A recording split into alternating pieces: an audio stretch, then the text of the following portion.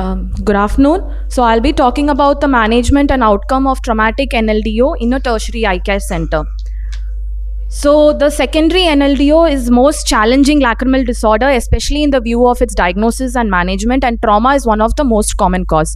So it can either be an iatrogenic cause or a non-iatrogenic cause. So iatrogenic, as we see most commonly after any sinus surgery, such as any FES or septoplasty, and non-iatrogenic cause, the most common will be your midfacial fractures and your naso-orbito-ethmoidal fracture. So why is the traumatic NLD very difficult coming to diagnosis is because of its soft tissue edema, the scarring and bony displacement can give certain pitfalls and even affect the surgical prognosis. So usually a reassessment should be done 1 to 3 months after the initial trauma. So managing an NLDO is very intimidating because the nasal, the bony anatomy is altered following trauma due to the presence of even any post-operative scarring and fibrosis. So proper clinical assessment and pre-operative lacrimal imaging is very important. So our study was a retrospective study done in 13 patients from September 2017 to 2022. So it included all patients with NLDO with post-traumatic NLDO with epiphora, and exclusion criteria was primary NLDO, functional NLD, canalicular injury or obstruction, eyelid abnormalities, other causes of secondary NLDO, and patients who lost to follow-up. So detailed history was taken, lacrimal system evaluation was done, syringing, tear film height and probing, CT DCG was done in all the patients, and ENT opinion was taken preoperatively to rule out any nasal pathology. So the interval between the trauma and the lacrimal sac was around 2 months to 3 years. And in our study, all the patients underwent surgery under general anesthesia. So the follow-up we did at the first day, 2 weeks, 1 month, 3 months, and 6 months, and every year after that. The patency of the new drainage ostium and complete cessation of epiphora was considered as an absolute success criteria. Intra-op and post-op complications were noted. At each visit, patients were asked about the symptoms of watering, the incision site was examined, and syringing was done. So an epiphora with patent irrigation was suggestive as functional failure, and epiphora without a patent irrigation was noted as an anatomic failure. So out of the 30 patients, 20 were male and 10 were female. And most common, the nature of injury was among the road traffic accidents, which we saw in 77%. And only one patient we took for the facial-maxillary surgery. So other common causes of traumatic NLDO commonly we saw was the NOE fractures in 67 patients and the maxillofacial fractures in 27 patients. So previous surgery in our study, most of the patients had no previous surgeries. So other associated features, traumatic telecanthus was most commonly seen in most of 60% of the patients, suggesting that this is a very important sign in traumatic NLDO. So as you can see over here, the patient has left eye traumatic telecanthus with an NLDO, and the down one also patient has a traumatic telecanthus with a depressed nasal bridge and a right-sided NLDO. So this was with traumatic NLDO with thysis bulbi and traumatic NLDO with the gross anaphthalmus. So coming to the symptoms, majority of the patients had watering, and 40% had watering with discharge, and only 3 patients had watering with the sac swelling. So CT DCG, common what finding we saw in 20 patients was the fracture at the nasolacrimal junction, commonly involving the nasomaxillary suture and the frontal process of the maxilla. So as you can see in this patient, the left eye traumatic telecanthus with left eye NLDO. So the contrast fills in the level of only the sac, but not at the NLDO. So similar in this patient, this is a patient of post ORF and a Lee-Fourth fracture. So this also shows contrast filling in the canaliculus and the sac, but not at the NLD. So coming to our results, and 27 patients underwent external DCR with a large rhinostomy, and out of which 18 with silicone tube and 9 patients with no intubation. And 3 patients underwent DCT because of severe scarring or fibrosis and inadequate ostium, which we couldn't make intraoperatively, and because surgery difficulty due to the plates and the screws. So intraoperative hurdles which we saw were bleeding, tissue dissection difficulty due to fibrosis, sac fibrosis and thinning, altered bony anatomy due to the plates and the screws. So this is a few of the cases of pre and post-op. So below patient, we had put a silicone tube intubation.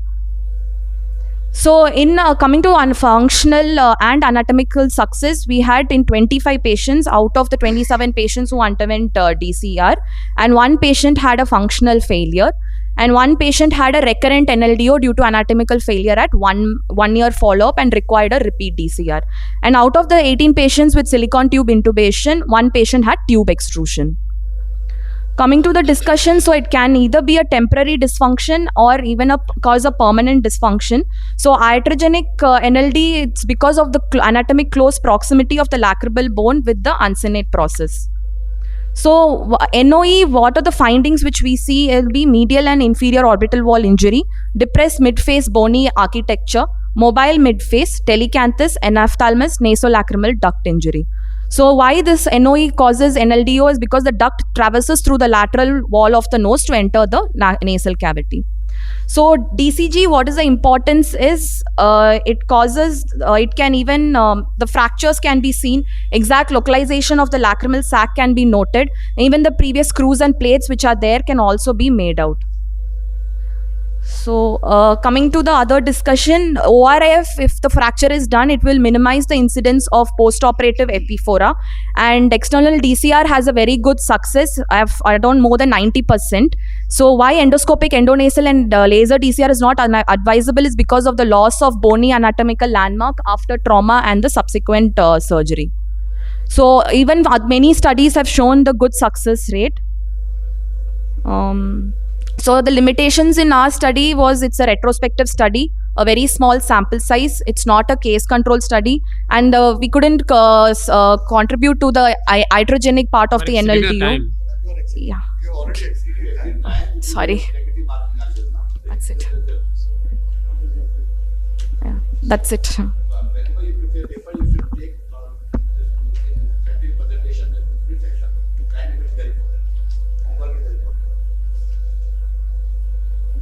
That's it. Two questions. Yes, sir. Clarification on your slide.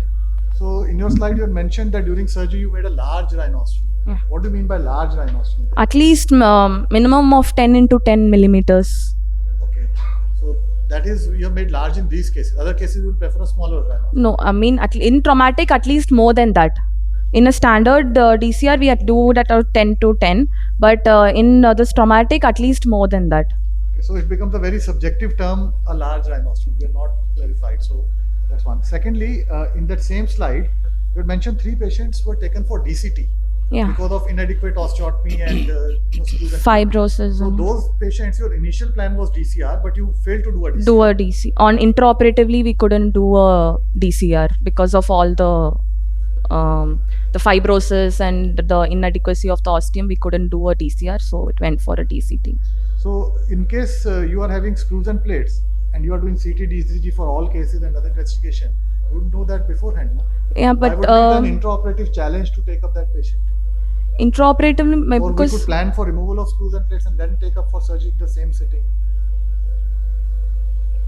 yes, sir. You may have information, but on that slide it comes across as a little inadequate. That's it.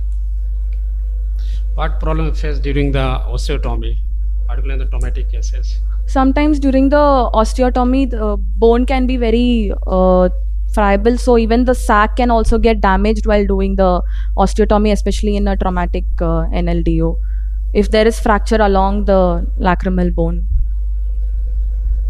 Okay, you said that syringing done and it was patent. So for that, did you do any investigation? Or you just termed it as a functional obstruction or epiphora? Yeah, we did a Jones dye test as well, sir, but in that also it was, retention was noted. Okay, there is another simple test, that is FDDT. FDT, yeah. So that would have been performed and that would have been also recorded in this. So you would have known at least how much is the functional epiphora part. And how is the role of DCG here? DCG compare, I mean, you can only see the lacrimal this thing, but with the traumatic NLDO for fractures and any plates and screws, that we'll not be able to pick it out just in a DCG. So DCG. Does that have any role in the yes, it does. Prognosis? Yes, it does, sir. So Because if fractures are there and then intraoperatively you can have certain difficulty, or if you want to do anything else for that. So it's better always to do a CT DCG than just a DCG. Because that will be an additional cost for the patient also. Yeah. Okay, if you have a cost benefit analysis. Thank you. Thank you. So next, I'd invite Dr. Ravi Ranjan to present his paper on repeat DCRs.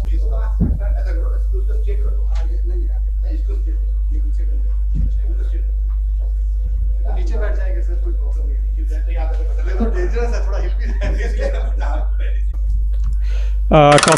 Topic for today is my topic for today is DCR, a small flap saving technique. No financial relationship to declare.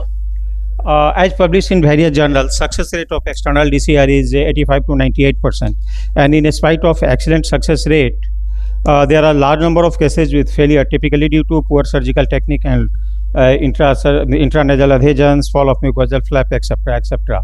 And the impact on surgeon, who is the second victim, is significant, and the effect may be psychological, physical, emotional, or behavioral. And personal communication with many ophthalmology reveal that the failure of the procedure and tedious flap making in DCR are the main cause of reluctance from this surgery, and as a result, the DCR is ignored by many eye surgeons, particularly in peripheral areas, and lacrimal surgery is increasingly by being undertaken by ENT surgeons, and that's why we are losing our domain by ignoring this. And that's to overcome that problem, we conceptualize this method to repeat DCR surgery, which is easy to perform with successful results and short learning curve. And changes we made were use of Aruga's bone trephine, and approximately 1 to 2 mm of the lacrimal sac was saved around the common internal opening and sutured with subcutaneous tissue or periosteum of the medial side, because it is always difficult to get sufficient mucosal flaps for anastomosis, mucosal anastomosis. Hence, the technically difficult flap making and the suturing posterior flap are omitted in this modified procedure. And 1 ml of 0.4 milligram per ml mitomycin syringing in newly formed passage on 5th post-operative day. And after that, we conceptualized a study, and the aim of the study was to assess the success rate of repeat DCR by a small flap saving technique. And it is an prospective, uncontrolled, and interventional study consisting of 134 patients of failed DCR from March 2011 to August 2021. And all these surgeries done by single surgeons to minimize the outcome bias of the surgical experience. And the incision were made on previous surgical scar, and intervening fibrosous tissue were excised, and roughly 1 to 2 mm of the lacrimal sac around common canuculi was shaved, so that the sac remained as a disc with punctum in its middle similar to a funnel. Here A is sac remain, and B is common canuculi opening. Pointer.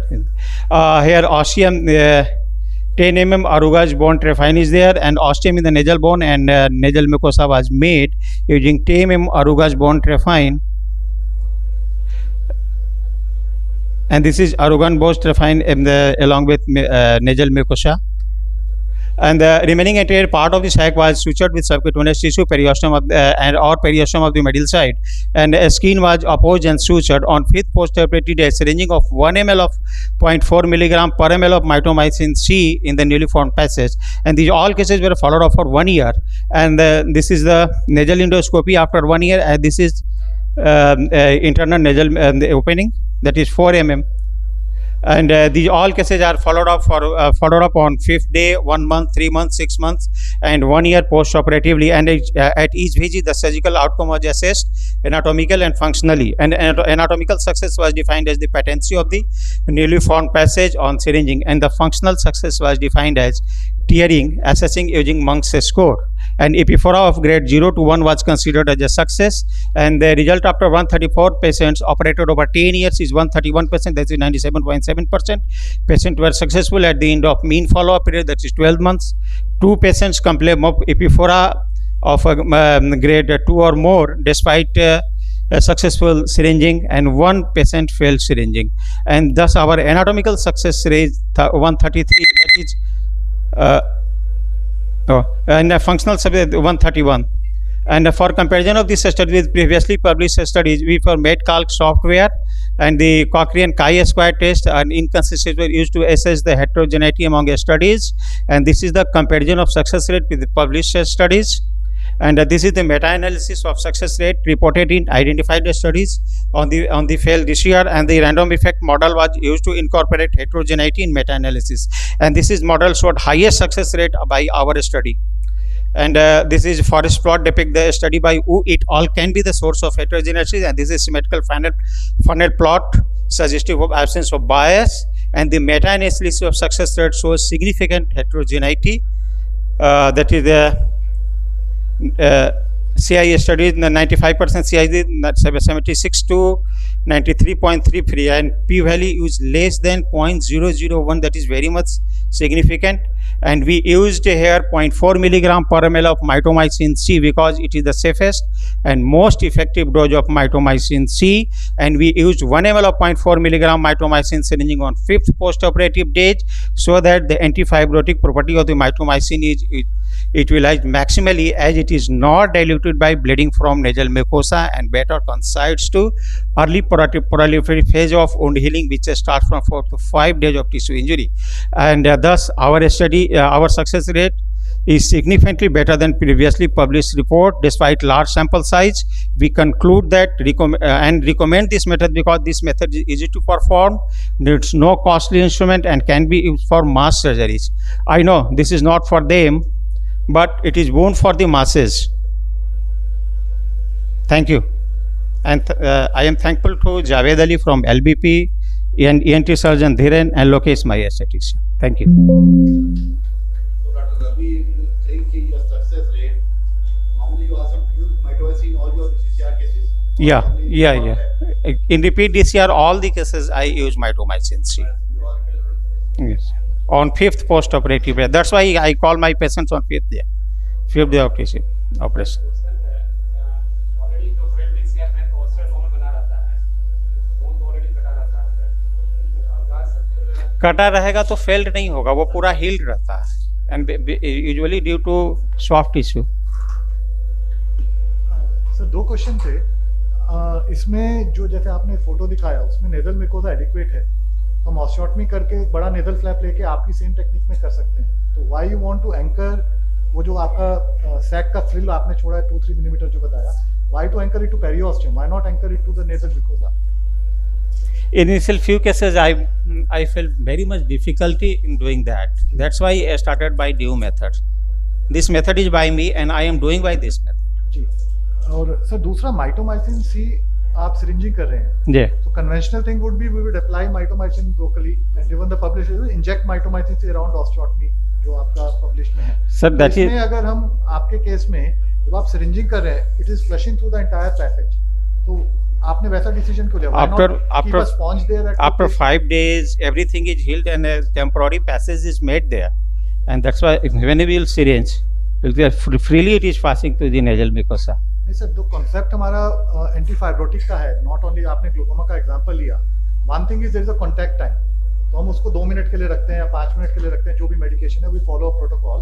Second thing is we inject like 5FU का आप injection देंगे same वक्त, क्योंकि आप glaucoma का example है. When we are putting through syringing We are increasing contact time more than 5 minutes. So आपका फिर वो how do ensure that contact time?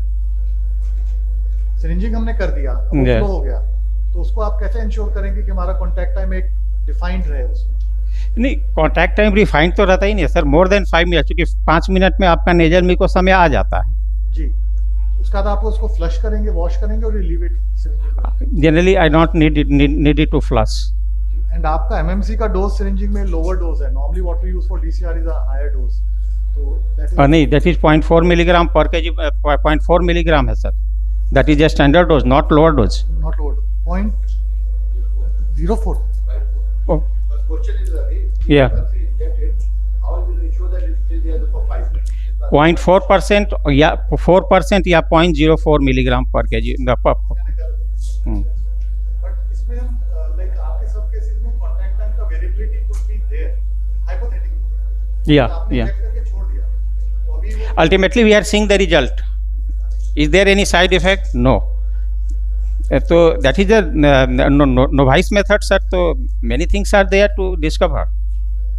Actually, I have done only 134 patients as yet over 10 years. इसमें अगर हमें 5 minute से contact time ensure चाहिए, why not again do a syringing and wash it Actually, my point is कि if we will syringe again, that may decrease the strength of mitomycin C. That's why I am not using at the time of operation.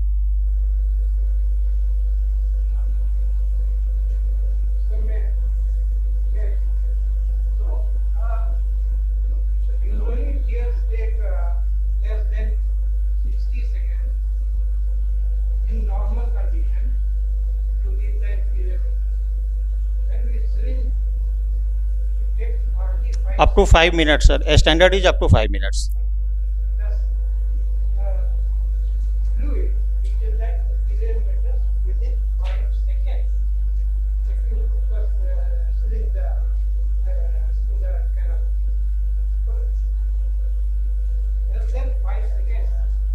नहीं sir, मेरा question उनसे पूछने का ये था because if it is a standardized procedure, if I want to do, I want to ensure repeatability, and we can always refine a procedure to make it more repeatable and more controlled. That was the question. That's why I was trying to understand more in detail the logic. Sir वो contact time तो इसमें calculate कर ही नहीं सकते, हम नहीं कर सकते. जी, okay. Next person. Thank you sir. Next we have Dr. Deepak.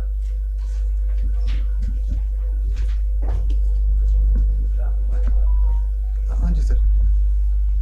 Yeah. Next I invite Dr. Deepak. He will present his paper on a study on problems faced by residents in learning and performing external DCR. Dr. Deepak, give us 1 minute to break the Yeah, previous. please. Hold for 1 minute. Okay, sir.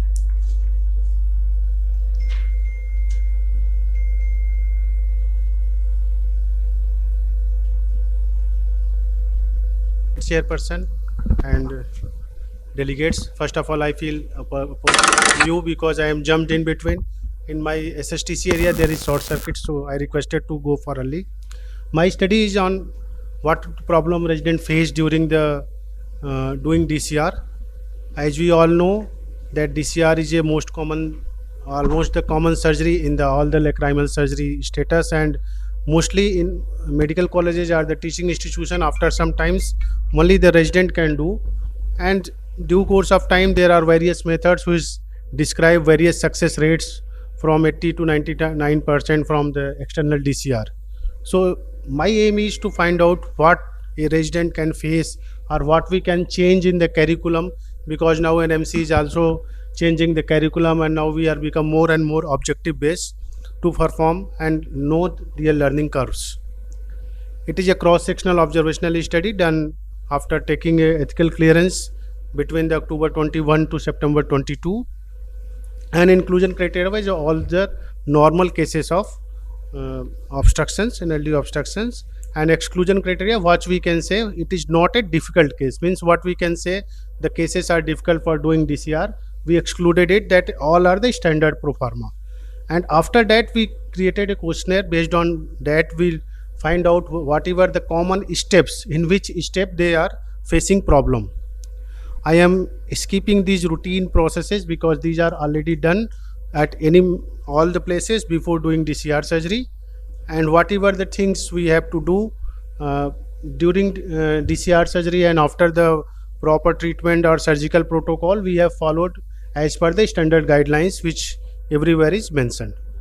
So I'm just skipping this and going for the what is the problems they face exactly when they have do, and at which step they are having some problem.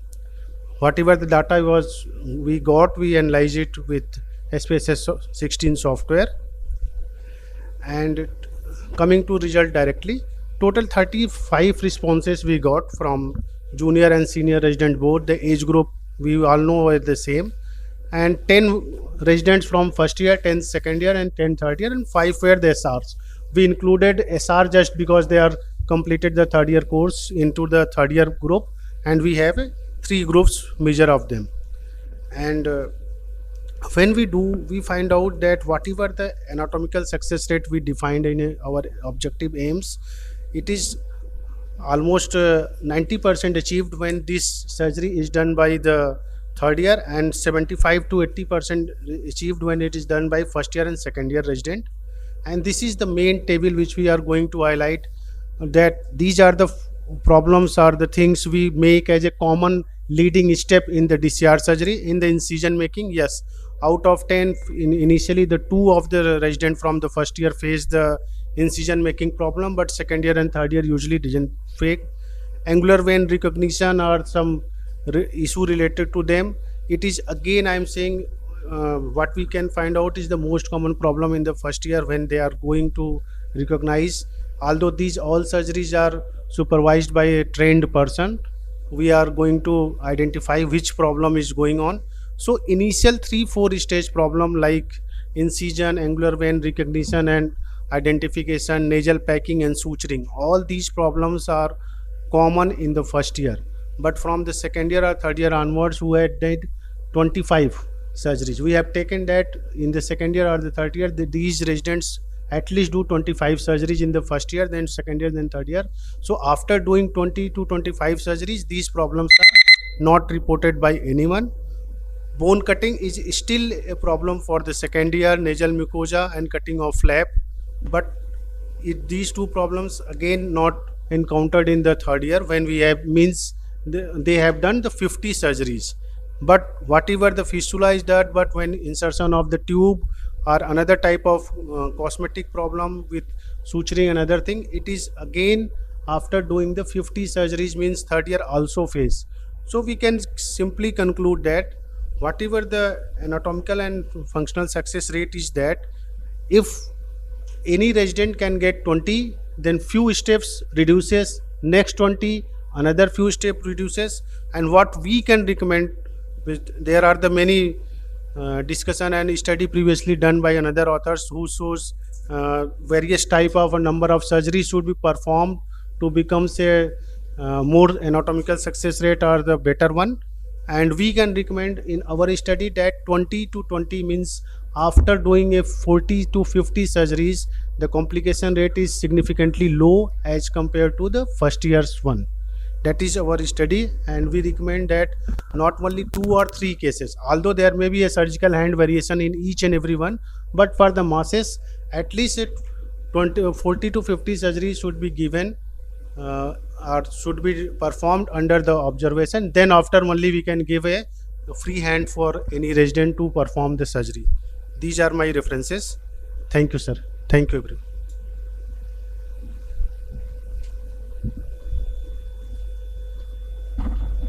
Thank you, Dr. Deepak. So you have analyzed a good one, like relating to the residents. But one thing is that because we have trainers for them also. Yes, sir. So I think how many total cases the resident have done by 3 years?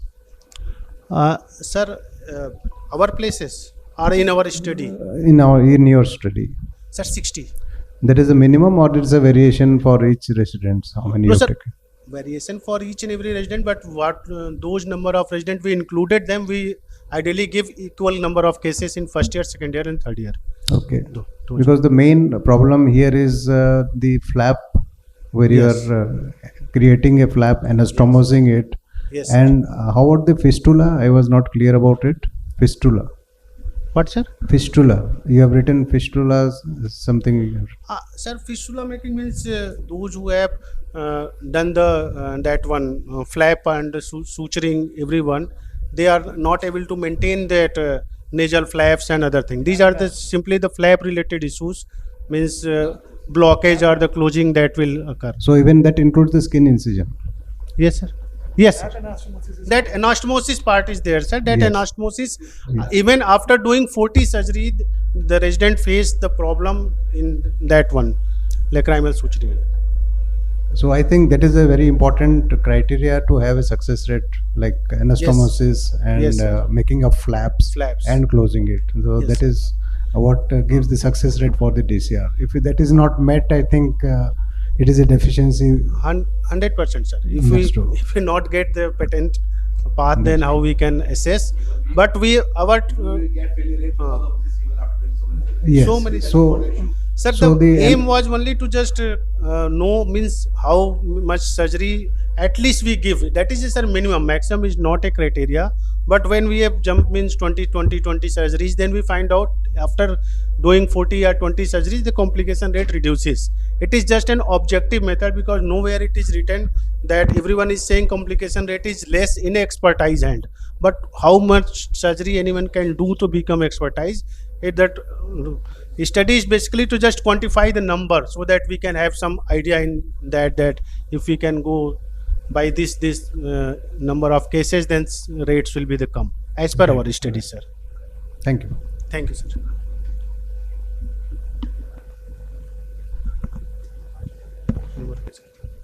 Thank you, sir. Thank you. Thanks a lot, sir, for giving me opportunity.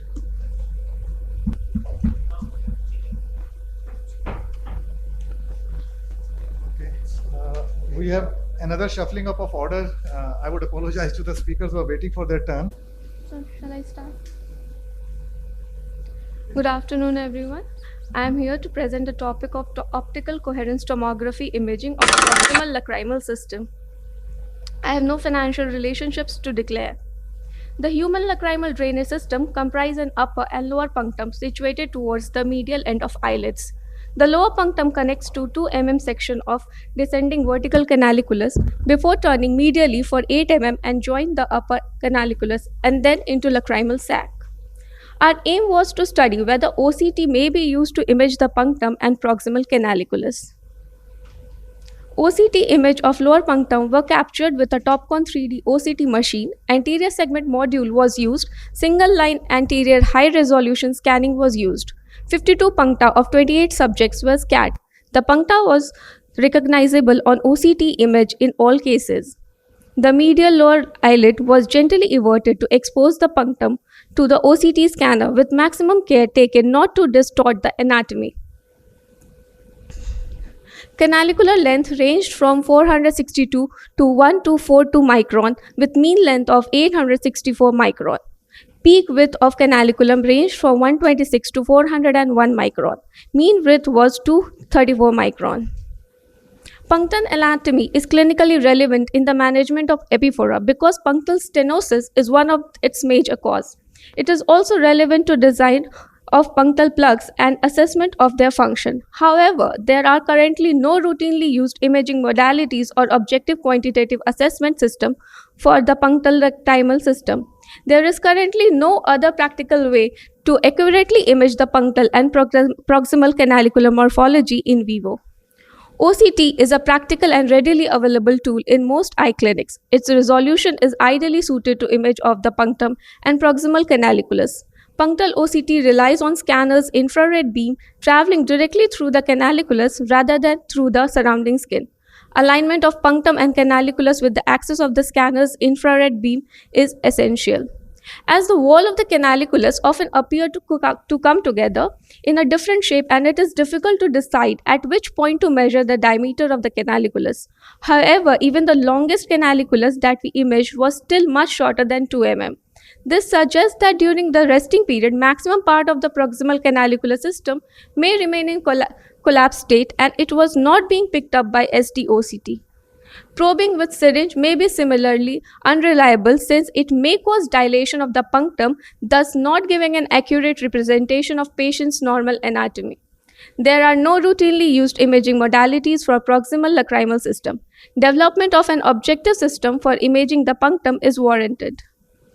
So we can conclude that OCT may be used to create a high-resolution image of lacrimal punctum and canaliculus. Further work is required to establish its clinical applicability on a wider scale. These are the references. Thank you.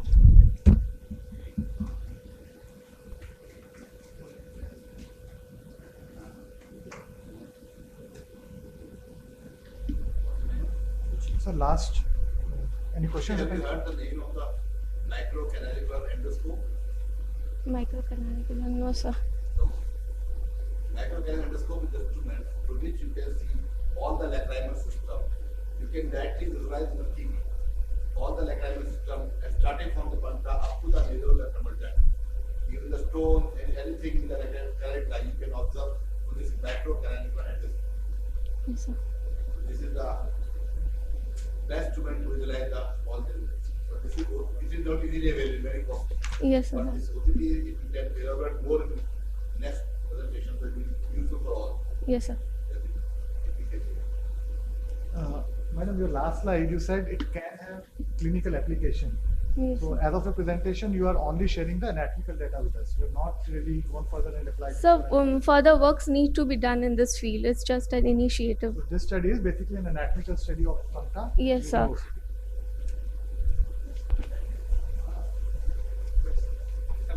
Visualize directly with the slit lamp.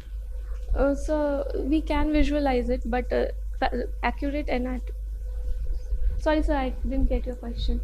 Sir पूछ रहे हैं पंक्ता तो वैसे visualise हो जाता है slit lamp पे But sir, stenosis. canaliculi and further things you हाँ, can't visualize. visualized with So the OC. what your study would add to a physical examination of puncta on a slit lamp. Yes, sir. Mhm. Yes. Any questions? Thank you, Michael. No. Next. Last नहीं sir वो सब shuffle हो गया. In fact, Thank you, Dr. Uchi. Thank you, sir. I would invite next Dr. Marian and thanks to you for waiting for other speakers. She's too between this. So, Get 5 marks extra. yeah, we'll give extra marks for waiting. Her paper is titled Clinical and Radiological Features of Dacroadenitis in Granulomatosis with Polyangiitis. Yeah, I thank AIOS for giving me this opportunity. My paper is on clinical and radiological features of dacroadenitis in patients with GPA, granulomatosis with polyangiitis, no financial interest. As we know, GPA or vaginous granulomatosis is an ANCA-associated vasculitis mainly affecting the respiratory system and the renal system. A variant called limited GPA is there that is affecting the head and neck alone, but orbital involvement can occur in 45% of GPA over the course of the disease, and in 16% of patients this can be the presenting feature. But the diagnosis is very difficult because of the non-specific clinical features, poor sensitivity to ANCA and wide spectrum of radiological features. More than that, the classical triad of necrosis, vasculitis and granuloma is present only in 50% of cases. So in this context, we did a study to describe the clinical and imaging features of patients with lacrimal gland involvement secondary to GPA and to compare them with those of idiopathic lacrimal gland inflammation. It was a retrospective interventional case series from 2015 to 2021 in a tertiary care center. Dacroadenitis with biopsy-proven GPA were analyzed. Clinical and imaging features were noted. All the patients underwent treatment and follow-up from rheumatologist also. The clinical features analyzed were lid edema, history of pain, proptosis, ocular motility restriction, and ENT symptoms. Imaging features noted were EOM thickening, intracorneal extension, bone changes, optic nerve involvement, and sinonasal extension. Biopsy-proven idiopathic dacroadenitis was taken as the control group. Coming to the results, in the GPA group, there were 5 patients. The mean age was 35 years. All patients were females, and 4 patients had unilateral, 1 patient had bilateral disease with a mean follow-up of 18 months. Whereas in the idiopathic group, we had 7 patients. Mean age was little high, 42. 4 patients were male, and all patients had unilateral presentation. Coming to the clinical features, in GPA group, all patients had lid edema, and 80% of patients had proptosis with ocular motility restriction. 2 patients had ENT symptoms, mainly deafness. But in the idiopathic group, only 3 patients had ocular motility restriction, a majority had lid edema. Coming to the visual acuity, in the GPA group, less than 6/60 was present in 2 cases. One is due to compressive optic neuropathy, and another patient had exposure keratopathy. But in idiopathic group, all patients had 6/6 at presentation and at final follow-up. Coming to the results of imaging, the imaging features 80% of cases, that is 4 patients had intracorneal involvement, superior rectus involvement, and lateral rectus involvement. 2 patients had globe indentation also in the GPA group. Whereas in idiopathic dacroadenitis group, 5 patients had lateral rectus involvement, mainly in the form of loss of fat plane, but no evidence of any muscle thickening. ANCA was positive only in 2 cases of GPA group. None of the patients had any renal and respiratory involvement over the follow-up. Treatment given was steroids and mycophenolate mofetil in 1 case, whereas the other 4 patients were treated with pulse methylprednisolone, MMF, and rituximab. So this is my second case. She is a 23-year-old female presented with acute dacroadenitis with enlarged lacrimal gland. CT scan showed globe indentation, involvement of superior rectus and lateral rectus. On her final follow-up, she has improved well. She had a alternate convergent squint, was pre-existing. So coming to the discussion, It's a unique study analyzing the clinical and radiological features of dacoadenitis. Only limited literature is available, so this can be considered as a pilot study. GPA, we know, usually occurs in white population with a peak incidence in the 4th and 5th decades of life. On our study, the mean age was 35 years. Probably this can be considered as a young onset limited GPA. Racial difference also can be postulated as a reason for younger age, but the problem is it causes lots of diagnostic difficulty. Tan et al. In the year 2015 noticed a median age of 37 years. ENT involvement can occur in 6 to 9% of patients with orbital GPA. Bone changes like scalloping, sclerosis, bone destruction, calcification were the main changes in ENT area. But in our study, none of the patients had any bone changes. And the same thing, the absence of bone changes even delayed the diagnosis of GPA. 2 patients had deafness, and both of them had tympanic membrane biopsy showed non-specific inflammation. But lacrimal gland biopsy had more diagnostic yield, and we could diagnose the disease. Usually in GPA, vision loss can occur in 20 to 50% of disease, primarily due to compressive optic neuropathy, exposure, corneal ulcer, eyelid destruction. In our series, even though 2 patients had defective vision, both of them improved. None of them had any permanent loss of vision. Most importantly, radiological features can prognosticate the disease. In our case, all the patients had lacrimal gland involvement. None of them progressed to systemic disease. In a study in 2018, Ismaili et al., they showed diffuse orbital involvement without lacrimal gland involvement had worse prognosis with systemic involvement. ANGA was positive in 40% of cases. This is in accordance with the previously reported literature. So limitations, this is a case series with a limited follow-up, and some of the patients were partially treated before presenting to us. So what this study adds, lacrimal gland involvement, either isolated or with diffuse orbital involvement, can give diagnostic clue in GPA and also helps in prognosticating the disease. Bone changes may not be always present at the initial stages. Lacrimal gland biopsy can be diagnostic even if biopsy from other sites are inconclusive. A high index of suspicion should be maintained, especially in younger patients with repeated ANGA testing, biopsy and imaging were indicated to assess the progression of the disease. These are my references. Thank you.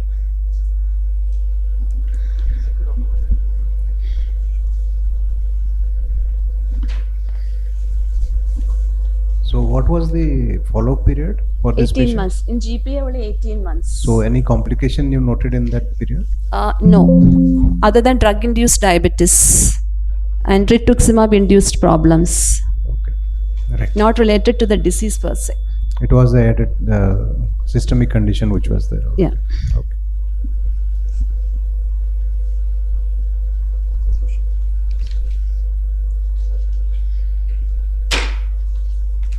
Thank you, Dr. Mariam. We don't have any more questions. Thank you. So good afternoon, everyone. I'm going to talk about 2 young patients who came to our OPD. One is a 16-year-old male, one is a 27-year-old male. Both had complaints of watering and swelling on the medial side of the eye in the lacrimal sac area, as can be seen. The first patient on the right side and the second patient on the left side, and both were being treated as acute dacryocystitis outside. So talking about case number 1, the patient was a 16-year-old male with a lacrimal sac area swelling, and we can see the swelling going above the MCT also. The swelling was non-tender, firm, low plus negative, and there was some amount of pigmentation over the skin. There were no complaints of hemolacria, but there was another very interesting observation, that there was a fullness on the right side of the face which was not present on the left side. The ocular examination and the systemic history were completely normal.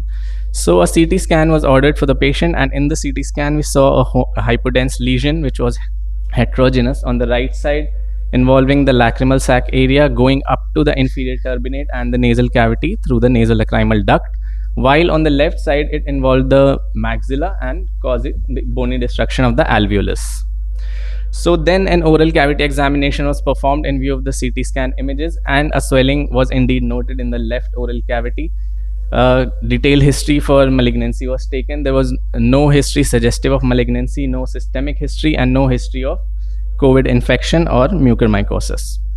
So biopsy was taken from the right nasal mass and the left alveolar area by an ENT surgeon, and histopathology showed tumor cells in non-cohesive sheets in a stroma of thin-walled capillary network, suggesting a malignant round cell tumor. So on immunohistochemistry, these are positive for pan B cell tumor germinal center, and as you can see, this gives a classical appearance of the starry sky. On a malignant workup was done, so the FDG PET scan showed increased uptake only in the areas that were affected.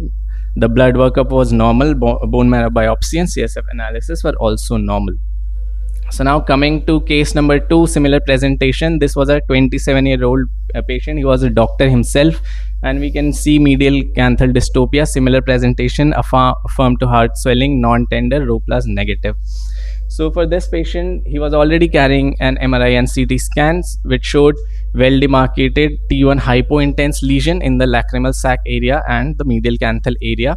There was CT scan images also. I'm sorry, those are not present in my slide, which showed bony remodeling of the frontal process of the maxilla, but there was no erosion or no bony destruction. So since this was a localized lesion, a left-sided dacryocystectomy was done with complete mass excision around the medial canthal area under frozen section control, and histopathology again showed diffuse sheets of monomorphic lymphoid cells, but no germinal centers were seen, again positive for pan B cell markers going towards non-Hodgkin lymphoma. So tumors of the lacrimal sac are extremely rare, and the mean age of diagnosis for most patients is 71 years, unlike our patients. And benign and malignant tumors are almost present in the same frequency. Malignant lesions a little more, 55%, and majority of these lesions, up to 90%, are epithelial in origin. So lacrimal sac lymphomas constitute only up to 6% of all lacrimal sac malignancies. But Burkitt lymphoma is a very rare and aggressive malignancy which has not been reported before in the nasolacrimal system. And Burkitt lymphoma, in fact, forms only 5% of all lacrimal cases in adults, but in children, it is a little bit more, going up to 40%. And the presentation is usually a rapidly growing tumor, more commonly in the abdominal area, followed by the head and neck, and CNS and bone marrow infiltration might also be seen, which were not present in our patient.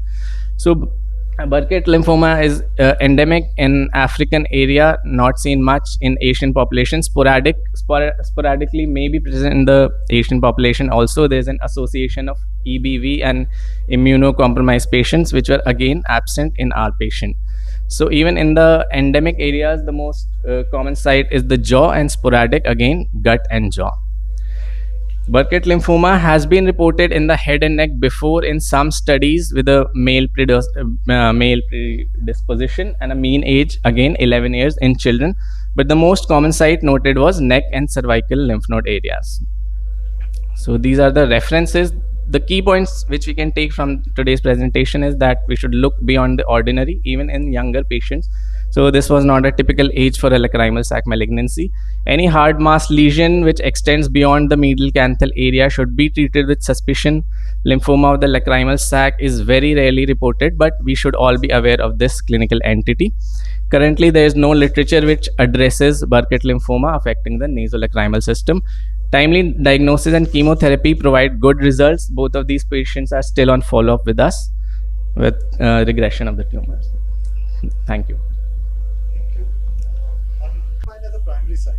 So we cannot define the primary site, but it is the Burkitt lymphoma affecting the nasolacrimal system. That is what I meant, not the origin, but affection of the nasolacrimal system. That has not been reported before in literature. There are case reports which report jaw, cervical lymph nodes, but affecting the nasolacrimal system, there is no case report still. So primary site could be the alveolus also, or the maxilla. Yes, sir. My first question was based on your conclusion and your title. That's why I asked you that question. Okay. I asked what are you presenting? There were no secondaries, sir, in the lacrimal and the alveolar area on the left side, sir. We cannot say which was the primary site, but yeah. The complaint with which patient came was actually watering and swelling. Yeah. Yes. But then these two cases are not similar. So when you are putting in your conclusion, one you are trying to imply it's primary. Even in that MRI, if you go, the second patient, yeah. Yes, I know there's affection of the orbit also. Yeah.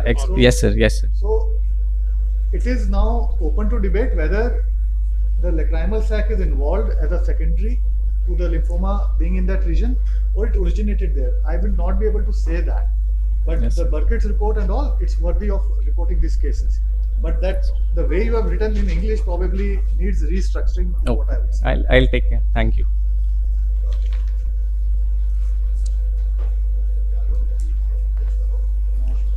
So any question? Thank you. Gravity driven CBCT DC. Sir, please give us 30 seconds to grade the previous papers.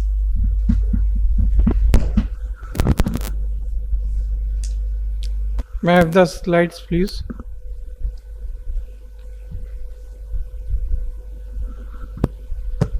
My dear chairpersons and fellow delegates, slide लगा दे भाई. नहीं ये पहली slide नहीं है. Epiphora in presence of patent lacrimal pathway is still an enigma. It is mainly due to partial nasolacrimal duct obstruction or impaired lacrimal pump. This gentleman with main complaint of watering was not offered any special treatment because his syringing was patent. Lacrimal syringing generates a pressure of 177 plus minus 96 psi with the help of 3 mm syringe. Any pressure more than 100 psi is supposed to be very high. Now this real-time lacrimal irrigation video is showing the flow of dye through the nasolacrimal duct, and just watch the pressure at which dye is squirting in inferior matters. This high pressure is capable of negotiating partial nasolacrimal duct obstruction, giving us a false impression of patency. And this is even more true for the cases of trauma. Most of the dacrologists are of opinion that presently we don't have any test which can reliably differentiate between impaired lacrimal pump and partial nasolacrimal duct obstruction. CBCT DCG, our technique, we published in 2019, and the aim of present study is to see whether CBCT DCG is capable of differentiating between the impaired lacrimal pump and partial nasolacrimal duct obstruction. In our technique, dye is instilled in conjunctival cul-de-sac. I repeat, dye is instilled in conjunctival cul-de-sac. Patients remain seated upright, normally blinking. Images are taken at 3, 6 and if needed 15 minutes. Imaging gets completed within 13 seconds, making the process very safe. In asymptomatic eyes, dye instilled in conjunctival cul-de-sac reached in inferior meatus within 1 to 3 minutes. This stitched video is showing the progression of dye through NLD. As with any other CT imaging system, CBCT DCG does provide coronal section, axial, sagittal and reconstructed 3D view. It gives excellent anatomical details with topographical data, making this tool immensely useful. CBCT DCG provides excellent anatomical details of lateral wall of nasal cavity, which is very important for nasal DCR. This young girl, 6-year-old, revealed delayed FDDT. DCG at 3 minutes revealed pooling of dye in sac and nasolacrimal duct, indicating that there is a stricture at the tip of NLD. Fluorescein dye test cannot localize the site of obstruction. Scintigraphy does it very poorly. CBCT DCG has the capability to pinpointedly localize the site of obstruction. Lacrimal scintigraphy and CBCT DCG both have the ability to assess the lacrimal pump. And both these techniques suggest that dye reaching lacrimal sac and upper part of NLD within 3 minutes is an indication of normally working lacrimal pump. This young man delayed FDDT. DCG at 3 minutes revealed dye in sac and upper part of NLD indicating normal working pump. Grossly delayed FDDT DCG at 10 minutes revealed only traces of dry in sac area indicating pump is impaired. A case of lid laxity. Again DCG gave the answer that the lacrimal pump is impaired. Back to our original case, fluorescein dye disappearance test revealed both side obstructed pathway. DCG at 15 minutes revealed partial obstruction in lower part of NLD. And when we injected a dye, it was patent, and the cause of obstruction was dacrylith, a treatable cause. Lacrimal scintigraphy is of very limited value because of poor anatomical details and poor agreement with FDDT. At times it gives fallacious result. And CBCT DCG mimics the physiological lacrimal outflow pathway.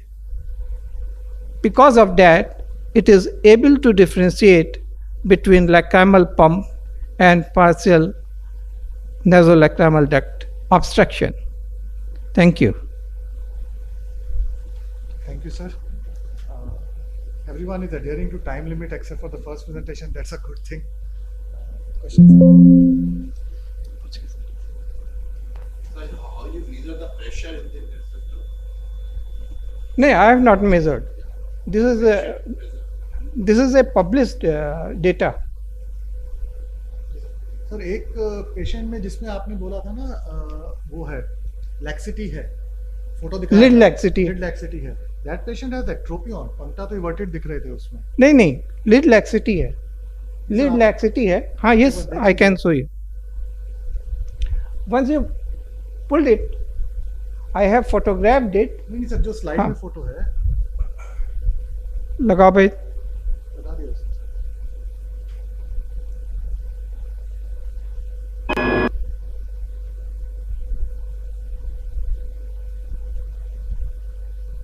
नहीं sir ये पहले वाला previous पहले वाला sir हाँ ये. हाँ जी ये वाला इसमें तो एक्ट्रोपियन दिख रहा है नहीं ectropion. Actually, what I am trying to tell you, it is not ectropion.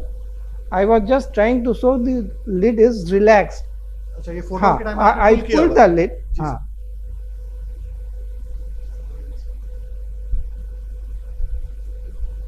Sir so इसमें अभी आपके स्टडी से if we want to take a clinical decision कौन से केसेस है जिसमें आप एडवाइस करेंगे we should go for this investigation अगर ओपीडी में हम देख रहे हैं which are the cases where we should use this Thank you. Very good question. If the fluorescein dye test, disappearance dye test, is delayed, it is an indication for CBCT DCG. Sir इसमें fluorescent dye disappearance test normally we take 5 minutes as a standard all publications are 5 Yeah. आपने कहीं पे 10 mention नहीं कहीं पे 10 नहीं. एक पे आपने हाँ, I will tell you. Yes. Are you following the same आप एफडीडीटी के लिए कितने मिनट्स फॉलो करते हैं See, fluorescein dye disappearance test at 5 minutes. जी sir We have seen with CBCT DCG that at 5 minutes it includes cases of delayed patency. We have checked it 1 minute, 2 minutes, 3 minutes, 4 minutes, 5 minutes. We have done CBCT DCG 1 minute, 2 minutes, 3 minutes, 4 minutes, 5 minutes. And we have found if we do fluorescein dye disappearance test at 3 minutes, it gives the most accurate result.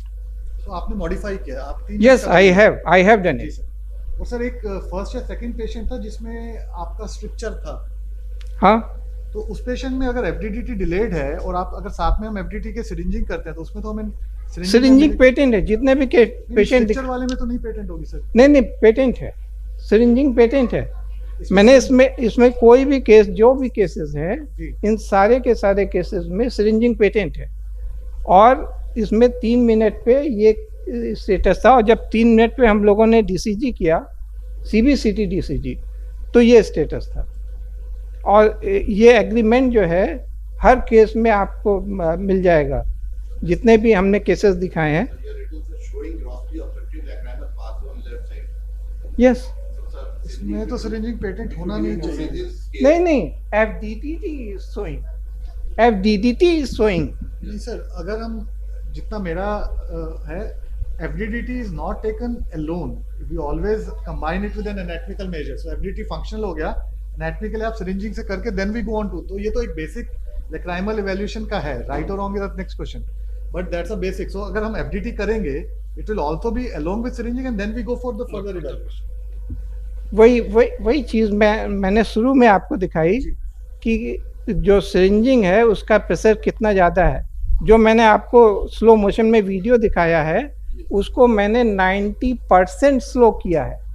Then you could see, मतलब I could make it कि people can see it, otherwise full से जाता है. आपका वो video बहुत अच्छा लगा मुझे. In fact that's the best part in this presentation. बहुत अच्छा लगा वीडियो. बट उसमें क्या है कि हम तो वो जो, हाँ सॉरी, मैं उस वीडियो को डिबेट नहीं कर रहा हूँ आपसे. तभी सर ने प्रेशर का भी क्वेश्चन पूछा. अगर एक कंप्लीट ऑब्स्ट्रक्शन है ड्रेनेज सिस्टम में तो वहाँ प्रेशर इमेटेरियल हो जाएगा. Pressure only will function when there is a partial obstruction. ठीक है, उसको वो खोल देगा. तो अगर जैसे ये वाला पेशेंट है जहाँ पर कंप्लीट स्ट्रक्चर है, वहाँ कंप्लीट स्ट्रक्चर मीन्स स्ट्रक्चर में be incomplete. Because I know this patient, we have done the syringing, but we have included only those patients where the syringing was patent. Sir, तो अगर हम material method की बात करें तो आपके material method में FDDT at 3 minutes प्लस सिरिंजिंग आएगा for all patients followed by patent हमने तभी लिया है. जी सर. जो टॉपिक है हमारा वो पेटेंट लैक्राइमल पाथवे है ही. नहीं, मैं वही कंफर्म कर रहा था. Patency is defined only on FDDT और सिरिंजिंग और both. No, I was just trying to कि there is a good agreement between FDDT and CBCT DCG. Thank you sir. Thank you very much sir. In the meantime, Dr. J.K. Das is presenting his paper on a search to identify the etiology of primary acquired nasolacrimal duct obstruction, root or source, nasal or oral. Dr. Das, give us 30 seconds, don't start. Yes. And all delegates. Next couple of minutes, I will talk a search to identify the etiology of primary acquired nasolacrimal duct obstruction, root of source, nasal or ocular. I have no financial conflict or any relationship. As we know, primary NLDO is a common cause of epiphora in adult population. Pathogenic organism as well as flora, nose, conjunctiva may have a direct role on the pathogenesis. Chronic asymptomatic infection can lead ultimately pando. Recent works of pando related lots of works on histology, endoscopic evaluation, as Dr. Tansu sir mentioned, that is a mini endoscope, balloon necrocystoplasty, laser surgery, endonasal, everything. But etiopathogenesis of pando, what do you know? And Dr. Professor Javed already mentioned in one journal. On his conclusion, I want to say that etiopathogenesis of pando appears to be multifactorial. As per the review, there is a need for focused work on clinician and scientists, and the answer can have far-reaching clinical application. On clinical, there is a very limited studies. Of course, there is a two school of thoughts regarding the route of infection. It may be integrated through conjunctiva or it may be a nose. Those are the points where we can go for from the source from conjunctiva, and next one is from a nose. Of course, maximum studies on etiology of pando did not try to find out the primary source of infection. Here, in this study, I tried to find out the source which may contribute to the pathogenesis. So it may be nasal or ocular. To know the, along with the secondary is to know the spectrum of the microbiology. Along with that, so we can treat, we can prevent secondary infection. That's second. But it was conducted as a prospective study. Place of work was in 3. I was in earlier Sankatab Netralayas, so it was started there, and right now I am working at Retina and Eye Care Center both.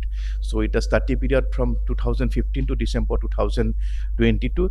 Ethical clearance was taken institutional, and a total of 300 unilateral cases, 189 were female and 119 were male. Inclusion criteria: chronic necrocystitis, laterality, gender, race, age are not a factor. All adult 18 years or up to 70 years included. Exclusion criteria, of course, there is a congenital cases, traumatic cases, and any evidence of nose infection or something, then acute attack, of course, all we all are excluded. Diagnosis was present on our standard clinical practice. ENT evaluation was done in all cases. But the important is that I am collecting the 3 specimens for each cases. First, one from anatomical site of the operating opening of the NLDU at the inferior meters through the endoscope or under the direct visualization of the endoscope. And second one from the involved side of the conjunctiva on the day of operation. And third one from the lacrimal sac under operating microscope. So 3, one from sac area, 1 nose, and the conjunctiva. And 3 specimens was collected in 3 different, 2, 1 pre-operatively in the endoscope, another one during operation under the microscope. The material was collected with a sterile cotton tip and it was processed within 15 minutes. Results. The results were the 77.3% of the overall microorganisms cultured were gram positive, with a predominance of Staphylococcus obviously as per our rule. And in case of a bacillus group, and in case of a nose, there was a bacillus group was present mostly. Growth was observed in 276% in conjunctiva, 268 in lacrimal sac, and 272 in a mucosa. Those are some pattern of my studies. But very interesting point is that common association. If I look the common association, the sac and nose and the sac and the conjunctiva is the highest, very significant in conjunctival sac is common. Most of the time, it may be a single, it may be a multifactorial, or the nose and sac is less, only 33.7%. But there is a association all. So on that ground, I want to say the current study not only contribute the knowledge of organism of the sensitivity, also contribute to the source. We can try to identify the source where it can statistically significant high association of common organism between lacrimal sac content and conjunctival sac indicates that antigen infection plays a crucial role over retrograde spread. Antigen infection is mostly responsible for chronic necrocystitis. Knowledge of the source infection and early stage, thus increasing the possibilities of early prevention of disease. For a preventive point of view, we are looking all after the DCR or so many studies. But if we think for infection to overcome, just like is a thing under occulty, it may be a game changer in preventive aspect. To detailed knowledge about the pathogenic organism and their source along with the route of the spread will help to us to prevent the etiopathogenesis of Pando. Proper care at source certainly a game changer to prevent Pando because it's a very challenging and very difficult for the patient. Those are my literatures. Thank you.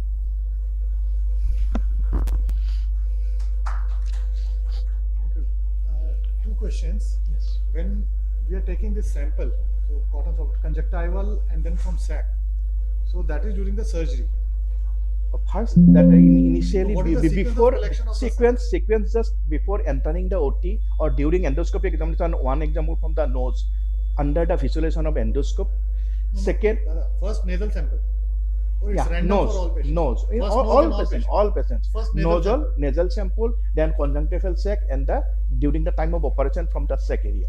No, so endoscopy you are doing pre-surgery or it's during the evaluation? There is a Evaluation. It is evaluation because I am not doing endoscopic surgery, so I am doing a endoscopic evaluation. 1 to 3 days gap between these samples.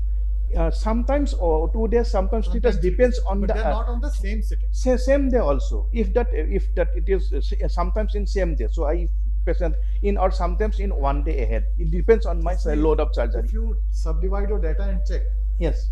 will there be a difference of sample from all 3 sites in same sitting versus different days? Within to 24 hours.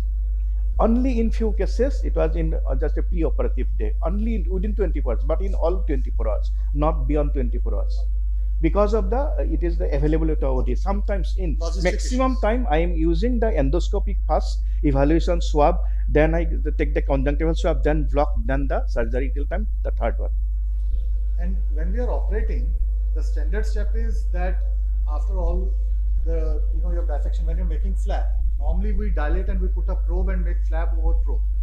Most of us Yes, sac yes, yes. flap This we is a make over standard. probe. Yes, yes, I We agree. bend it and we make it This over is probe. a standard technique, but But for now- this study, it was not done.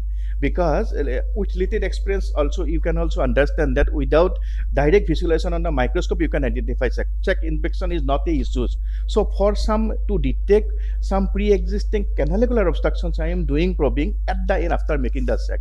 For this 300 cases, I am doing without dissect the sac. If I am unable to identify the sac, in such cases it was excluded. And Sir, other, my one question is, other yes. one question is that if we assume that NLD obstruction is a complete fibrosis, Yes. if we go by that premise that in NLD obstruction there is a complete fibrosis, Mhm. then that will also act as a barrier of any retrograde communication from nose. Yes. So your results when you show that there is a, because ultimately the conventional thing is that the sac infection will go either from the conjunctival flora Or from the nose. retrograde. Yes. But in the final result, both are not correlating. The nose one is some 33%, Yes. and conjunctiva it is 50 or something. So why it is not correlating more with conjunctiva? What is your hypothesis on that? Because if we think, we would expect it to correlate more with conjunctiva, assuming that there is no retrograde infection because of fibrosis. This is a kind of a thought Yes. process will happen. So there is that is the organisms are same in some cases. That indicates the main source of that pando is either from a conjunctiva which was taken and either from the nose. So that is sometimes not in all the times. There may be a mixed infection. There is some conditions where there will be two organisms intersect. There is a one organism in the nose. There is a two organism in the conjunctiva. One organism in the sac. That's all. But there's a in combine. I want to try to combine. So what are the combination of conjunctiva and the sac and combination of the nose and the sac? In the nose basically is bacillus.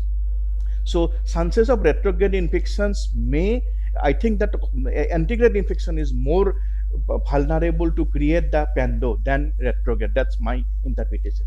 All these cases were complete obstruction or they were also partial obstruction? All complete obstruction. All complete All obstruction. complete obstruction is in that criteria is it should be there should not be any partial obstruction, and there is a minimal plus positive.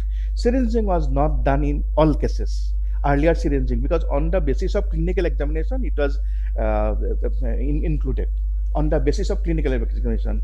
Most of the time, because there may be some fallacy from during conjunctiva, there may be a mix up with conjunctiva, and that may be possibilities. So as Plus was minimal or epiphora, all other tests was done, and on the basis it was detected as a, and of course X-ray is a mandatory in some cases. Before DCR, you don't do syringing in all patients? No, if the Plus is positive, no need for any. Sir, my question is, generally before the surgery, we do the painting with the betadine solution, and you will taken the swab for culture on the OT. Yes, very good So, question. So just what I am using as a presbyopia, so I am using the microscope for before any injection, periocular injection, anesthetic injection, or betadine pain. Conjunctival swab just either from the slit lamp, but it did always within 24 hours from the conjunctival cul-de-sac. One swab for conjunctiva, one swab from the sac, that was during the time of operation, during the making, just opening the lacrimal sac flap. This cases, all the cases are having already fibrosis. Only after that you have done this test. Yes, NLDO full. Your advice to the house. Because these cases already fibrous, they are already gone. Yes. So what is your advice to the house? It What is- should we it do that is- this case- it should not be is when a- you have the suspicion that we should do this test. Yes, that is, we want to highlight most of our research are on pando are not, we are not doing any conjunctival swab, we are not examining anything. Suppose there is a conjunctivitis, we can go for it. May be some infectious, it may be a viral, it may be a bacterial, we cannot think it is only an allergic one. So my take home message later on in our cases, if we want to prevent, that paper is on the preventive aspect. If we can think there may be a cause, that conjunctivitis, it may be a bacterial, that may also lead a pando, some nostril infection, that also may land up with NLDO. So in such scenario, so we can take care in such a scenario. Those are patients are coming for our OPD or to the ENT surgeon. So we can prevent, because as a lacrimal surgeon, it is very easy. Okay, I am doing this flap, two flap. That's, but for the patient point of view, it is a little difficult surgery. And in endoscope, and some surgeons prefer it is under GA. The cost of in our India is cost of GA is around 45,000. This is the minimum cost under endoscopic Yeah, we surgery. charge more than that. Yes, but still in a low cost also 50k. So 50k is for not a easy one for endoscopic, and for external also, if we consider, and always a frustrating for our if we compare the cataract surgery. Yeah. Good afternoon, everyone. Thank you for allowing me to present the study done at our institute. I shall be talking about Sphingomonas possimobilis related lacrimal infections. Informed consent for all photographs were taken, and there are no financial disclosures. Holmes and colleagues in 1977 first reported infection by Sphingomonas possimobilis, an opportunistic pathogen then known as Pseudomonas possimobilis, which belongs to the Pseudomonad group of bacteria, which is a strictly aerobic gram-negative bacillus, which is yellow pigmented and non-fermenting. It derives its name Sphingomonas from the special sphingoglycolipid in its outer cell wall, and possimobilis from the limited motility due to a polar flagellum. So why are we talking about Sphingomonas? Though it is ubiquitously present in the natural environment, it has been increasingly isolated from hospital ward systems, hemodialysis units, respiratory equipment, and ventilators, and is being increasingly implicated in hospital-acquired infections. Infections reported have varied morbidity and mortality, including cases of bacteremia and sepsis. And ophthalmic infections, including endophthalmitis and keratitis, have also been reported. Although very rare, fatalities have also been reported by this bacteria. Hence, we decided to look into the armamentarium of its involvement of the lacrimal drainage pathways. Ours is a retrospective chart review of all the patients who were diagnosed with Sphingomonas possimobilis lacrimal infections, managed from November 2015 to May 2022, and included a total of 11 participants. So the collected data was analyzed under two groups, canalicolitis and acute dicryocystitis. The microbiological examination was undertaken on the pus or discharge from these patients and was subjected to routine microscopy and culture on solid media. The confirmatory diagnosis was done using Vitek 2 compact system. This here you can see the off-white yellow pigmented colonies which are growing on blood agar and chocolate agar. This is a representative image of the usage of Vitek 2R compact system, which we used for the confirmatory diagnosis. The patients of canalicolitis were managed with topical antibiotics, punctal dilatation with non-incisional curettage, and recalcitrant cases underwent punctoplasty. The cases with acute dicryocystitis were managed with systemic antibiotics after sending the sample for microbiological evaluation, and the treatment was reassessed and modified further depending on the susceptibilities. Patients with lacrimal abscess underwent incision and drainage and intensive care using systemic antibiotics and monitoring.